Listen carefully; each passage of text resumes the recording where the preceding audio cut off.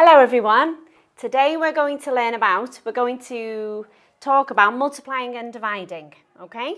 Now, the one way that we teach multiplying and dividing to our students using the Abacus Maths methods is by grouping the numbers together, okay? So we have an example here on the board of a washing line, and we have groups of 3 pegs on the washing line, okay? So have a look. We have 3, 3, 3, 3, and 3. There are groups of 3 along the line. How many groups of 3 do we have?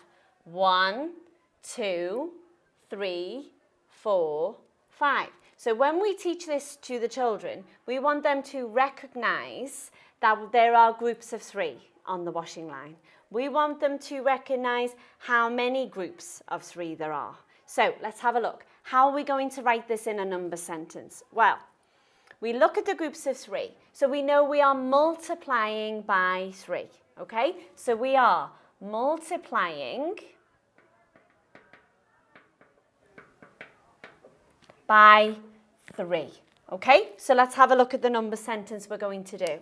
1, 2, 3, 4, 5. So there are 5 groups of 3, okay? 3, 6, 9, 12, 15. So we are explaining to the children, we're teaching them how to look at the groups of numbers and how to use that and make a multiplication number sentence, okay? So we have 5 sets of a number. The number is 3 pegs, so 5 times 3 is 15. Okay, now then, how can we use 5 times 15? How can we use this in a division? Okay, so as you've seen in a previous video, we take the 15, we take the final answer, the big number. This is what we teach the students. We take the big number. We place the bigger number at the beginning of the number sentence. Now, what is the opposite of multiplication? Divide, okay? So we explain to the children that multiplication is the opposite of division, okay? So 15, we then divide by 3, okay? And what's our final answer? 5, okay?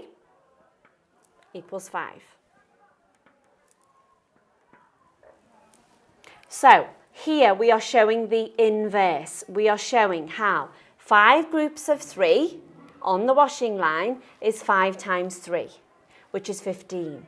We are showing the children that they can take the 15, the final answer, and make the opposite, a division. We can also do 15 again, divided by 5 this time. So all of the information that they need is in the number sentence. 5 times 3 equals 15.